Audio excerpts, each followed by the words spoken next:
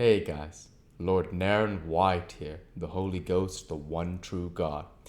Back with you with the next video in my series, Great Expectations. Without further ado, returning to Great Expectations by Charles Dickens. Startop could make out, after a few minutes, which steamer was first, and he gave me the word Hamburg in a low voice as we sat face to face. She was nearing us very fast, and the beating of her pedals grew louder and louder. I felt as if her shadow were absolutely upon us. When the galley hailed us, I answered. "You have a return transport there," said the man who held the lines. "That's the man, wrapped in the cloak. His name is Abel Magwitch, otherwise Provis. I apprehended that man, and call upon him to surrender, and you to assist." At the same moment, without giving any audible direction to his crew, he ran the galley abroad of us. They had pulled one sudden stroke ahead, had got their oars in, had run athwart us, and were holding on to our gunwale before we knew what they were doing. This caused great confusion on board the steamer, and I heard them calling to us, and heard the order given to stop the paddles, and heard them stop, but felt their driving down upon us irresistibly. In the same moment, I saw the steersman of the galley lay his hand on his prisoner's shoulder, and saw that both boats were swinging round with the force of the tide, and saw that all hands on board the steamer were running forward quite frantically. Still, in the same moment, I saw the prisoner start up, lean across his captor, and pull the cloak from the neck of the shrinking sitter in the galley. Still, in the same moment, I saw that the face disclosed was the face of the other convict of long ago. Still, in the same moment, I saw the face tilt backward with a white terror on it. That I shall never forget, and heard a great cry on board the steamer, and a loud splash in the water, and felt the boat sink from under me. It was but an instant that I seemed to struggle with 1,000 mill weirs and 1,000 flashes of light. That instant passed. I was taken on board the galley. Herbert was there, and Startop was there, but our boat was gone, and the two convicts were gone. What with the cries aboard the steamer, and the furious blowing off of her steam, and her driving on and our driving on, I could not at first distinguish from water or shore from shore. But the crew on the galley righted her with great speed, and pulling certain swift, strong strokes ahead, lay upon their oars, every man looking silently and eagerly at the water astern. Presently a dark object was seen in it, bearing towards us on the tide.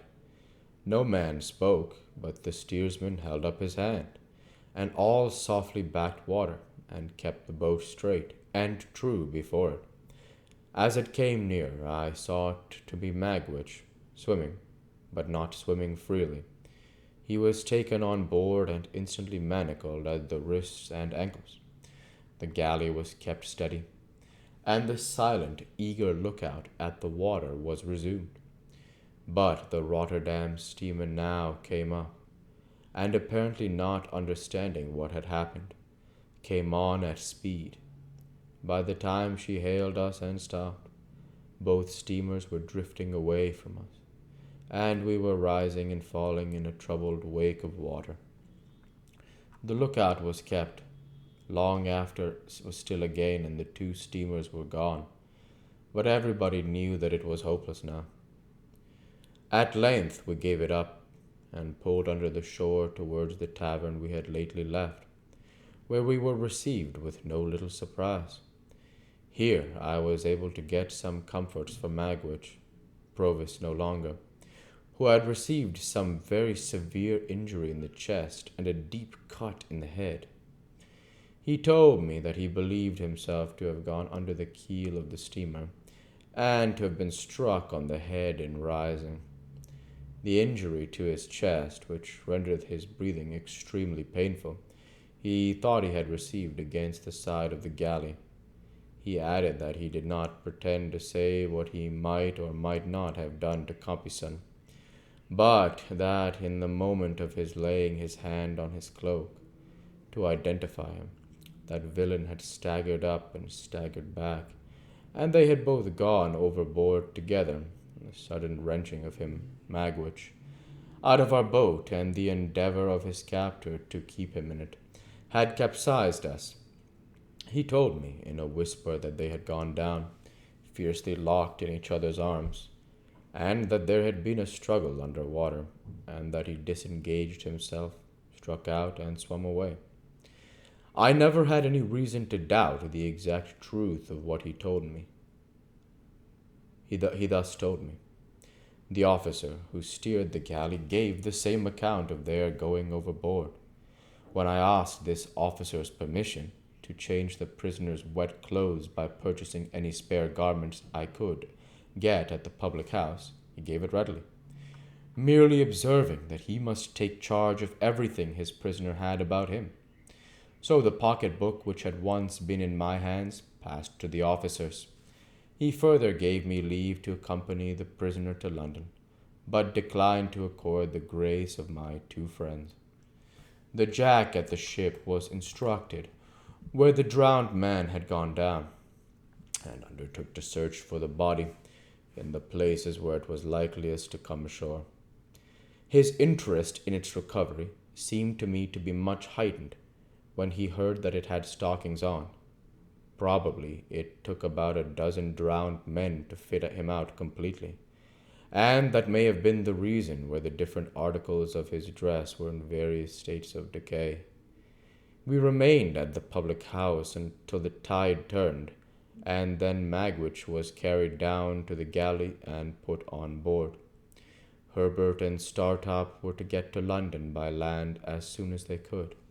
We had a doleful parting, and when I took my place by Magwitch's side, I felt that that was my place henceforth while he lived, for now my repugnance to him had all melted away, and in the hunted, wounded, shackled creature who held my hand in his, I only saw a man who had meant to be my benefactor, and who had felt affectionately, gratefully, and generously towards me, with great constancy, through a series of years.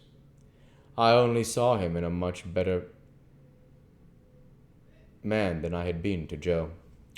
His breathing became more difficult and painful as the night drew on, and often he could not repress a groan.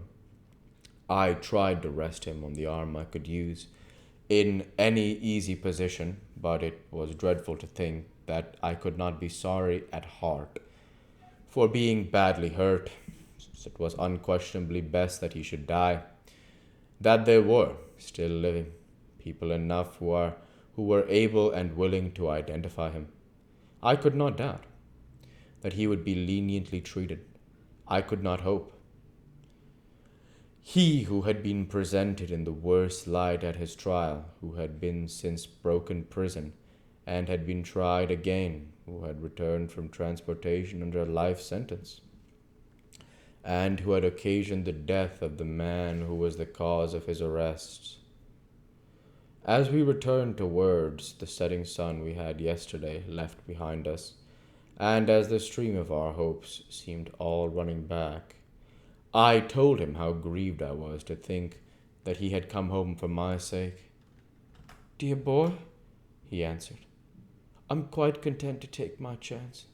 I've seen my boy, and he can be a gentleman without me."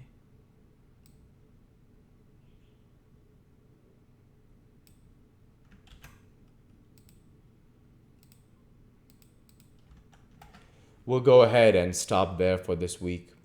As usual, I want to say thank you for watching, and I hope you enjoyed.